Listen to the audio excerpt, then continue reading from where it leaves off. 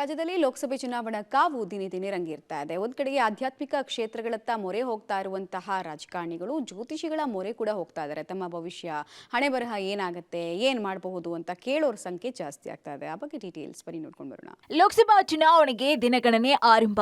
Election ಮುಗಿಯುವವರೆಗೂ ಜ್ಯೋತಿಷಿಗಳಿಗೆ demand ಅಪೋ demand. ಚುನಾವಣೆಯಲ್ಲಿ ಗೆಲ್ಲಲು ಜ್ಯೋತಿಷಿಗಳ ಮೊರೆ ಹೋದ ರಾಜಕೀಯ ನಾಯಕರು. ದೇವಸ್ಥಾನಗಳಲ್ಲಿ ಹೆಚ್ಚಾದ ಹೋಮ ಹವನಗಳು. ಚುನಾವಣೆಯಲ್ಲಿ ಗೆಲ್ಲೋದಕ್ಕೆ ರಾಜಕಾರಣಿಗಳು ನಾನಾ ಸರ್ಕಸ್ ಮಾಡ್ತಾ ಇದ್ದಾರೆ. ಒಂದ್ ಕಡೆ ಮತದಾರರು ನಮ್ಗೆ ವೋಟ್ ಹಾಕ್ಲಿ ಅಂತ ಹಲವು ರೀತಿ ಆಮಿಷ ಒಡ್ತಿದ್ದಾರೆ. ಮತ್ತೊಂದ್ ಕಡೆ ಕೆಲವರು ದೇವರು ಜ್ಯೋತಿಷಿಗಳ ಮೊರೆ ಹೋಗ್ತಿದ್ದಾರೆ. ಲೋಕಸಭಾ ಚುನಾವಣೆಗೆ ಕೆಲವೇ ದಿನಗಳು ಬಾಕಿ ಇರೋದ್ರಿಂದ ವಿವಿಧ ಲೋಕಸಭಾ ಕ್ಷೇತ್ರದ ಅಭ್ಯರ್ಥಿಗಳು ಜ್ಯೋತಿಷಿಗಳ ಮೊರೆ ಹೋಗ್ತಾ ಇದ್ದಾರೆ. ಹೀಗಾಗಿ ಜ್ಯೋತಿಷಿಗಳಿಗೆ ಫುಲ್ ಡಿಮ್ಯಾಂಡ್ ಕ್ರಿಯೇಟ್ ಆಗಿದೆ. ಇನ್ನು ಸ್ಪರ್ಧಿಗಳು ಅವರ ರಾಜಕೀಯ ಭವಿಷ್ಯದ ಬಗ್ಗೆ ಅವರ ಜಾತಕ ಹಿಡಿದು ರಾಶಿ ಜ್ಯೋತಿಷಗಳ ಹತ್ರ ತೆರಳ್ತಾ ಇದ್ದಾರೆ. ಬಹಳಷ್ಟು ಜನ ಬರ್ತಾ ಇದ್ದಾರೆ. ಗುರುಗಳೇ, ನಾವು ಜಯ ಅಂತಕ್ಕಂಥದ್ದನ್ನು ತಗೊಳ್ಳೇಬೇಕು. ಬಹಳಷ್ಟು ಜನ ಕುತಂತ್ರಗಳನ್ನು ಮಾಡ್ತಾ ಇದ್ದಾರೆ. ನಾವು ಕುತಂತ್ರಕ್ಕೂ ಹೋಗೋಕ್ಕಾಗ್ತಾ ಇಲ್ಲ. ಪರಿಸ್ಥಿತಿ ಕೆಟ್ಟದಾಗ್ತಾ ಇದೆ. ಏನಾಗಬಹುದು? ನಾವು ಜಯ ಅಂತಕ್ಕಂಥದ್ದು ಪಡಿಬೇಕು ಅಂದರೆ ಯಾವ ದೇವರ ಪೂಜೆ ಮಾಡಬೇಕು, ಯಾವ ಜಪ ಮಾಡಬೇಕು?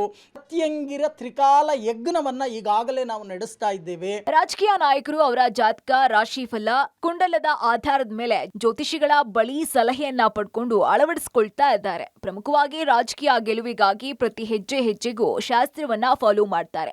ಯಾವ ದಿನ ನಾಮಪತ್ರ ಸಲ್ಲಿಸಬೇಕು, ಯಾವ ದೇವರಿಗೆ ಪೂಜೆ ಮಾಡಬೇಕು, ಮತದಾನದ ದಿನ ಯಾವ ಬಟ್ಟೆ ಹಾಕೋಬೇಕು, ಯಾವ ಹರಳನ್ನ ಧರಿಸಬೇಕು, ಯಾವ ಶುಭ ಸಂದರ್ಭದಲ್ಲಿ ವೋಟ್ ಹಾಕಬೇಕು, ಮತದಾರರ ಭೇಟಿಗೆ ಹೋಗುವ ವೇಳೆ ಯಾವ ಬಣ್ಣದ ಬಟ್ಟೆ ಧರಿಸಬೇಕು, ಮನೆಯಿಂದ ಹೊರಗೆ ಹೋಗುವಾಗ ಯಾವ ದಿಕ್ಕಿನಿಂದ ಪ್ರಯಾಣ ಮಾಡಬೇಕು, ಏನ್ ದಾನ ಮಾಡಬೇಕು, ಹೀಗೆ ಹಲವು ಸಲಹೆಗಳನ್ನ ಪಡ್ಕೊಂಡು ರಾಜಕಾರಣಿಗಳು ಹೆಜ್ಜೆ ಇಡ್ತಿದ್ದಾರೆ. ನಾನು ಯಾವ ದೇವರ ಪೂಜೆಯನ್ನ ಮಾಡಬೇಕು, ಯಾವ ದಾನ ಧರ್ಮವನ್ನ ಮಾಡಬೇಕು, ಯಾವ ರತ್ನವನ್ನು ಧರಿಸಬೇಕು, ಶತ್ರುವನ್ನು ಹೇಗೆ ಸದೆ ಬಡಿಬೇಕು, ಯಾವ ಯಜ್ಞ ಯಾಗಾದಿಗಳನ್ನು ಮಾಡಬೇಕು ಅಂತಕ್ಕಂಥದ್ದು ಬಹಳಷ್ಟು ಜನರಿಗೆ ಪ್ರಶ್ನೆ. ಈಗಾಗಲೇ ಪ್ರಯತ್ನವನ್ನು ಪಡ್ತಾ ಇದ್ದಾರೆ. ಅಂಥವರಿಗೆ ಗ್ರಹದ ದಶೆಯ ಅನುಕೂಲಗಳೆಷ್ಟಿದೆ ಅನ್ನೋದನ್ನು ಮೊದಲು ವಿಮರ್ಶೆಯನ್ನು ಮಾಡಿ ನಂತರ ಯಜ್ಞ ಯಾಗಾದಿಗಳನ್ನು ಮಾಡ್ತಕ್ಕಂಥದ್ದು. ಇನ್ನು ದೇವಸ್ಥಾನದಲ್ಲಿಯೂ ಕೂಡ ಅಭ್ಯರ್ಥಿಗಳು ಹೋಮ ಹವನಗಳನ್ನ ಹೆಚ್ಚಾಗಿ ನಡೆಸ್ತಾ ಇದ್ದು ಗೆಲುವಿನ ದಾರಿ ಸುಗಮ ಆಗ್ಲಿ ಅಂತ ದೇವರ ಮೊರೆ ಹೋಗ್ತಿದ್ದಾರೆ. ಶತ್ರು ಸಂಹಾರಕ್ಕಾಗಿ ಸುದರ್ಶನ ಹೋಮ, ಪ್ರತ್ಯಂಗಿರ ಹೋಮ, ಶನೇಶ್ವರನ ಜಪ, ಹೀಗೆ ಹಲವು ಬಗೆಯ ಪೂಜೆ ಹೋಮಗಳನ್ನ ಮಾಡಿಸ್ತಾ ಇದ್ದಾರೆ. ಇದರ ಜೊತೆಗೆ ವಿವಿಧ ದೇವಸ್ಥಾನ ಮಠಗಳಿಗೆ ಭೇಟಿಯನ್ನ ಕೊಡುವುದು, ಮನೆ ದೇವರ ಪೂಜೆ ಮಾಡುವುದು ಕೂಡ ನಡೀತಾ ಇದೆ. ಇನ್ನು ಚುನಾವಣೆ ಮುಗಿದು ಫಲಿತಾಂಶ ಬರೋ ತನಕ ಜ್ಯೋತಿಷಿಗಳಿಗೆ ಬೇಡಿಕೆ ಹೆಚ್ಚಾಗ್ತಾನೆ ಇದೆ. Aruna public TV, Bengaluru.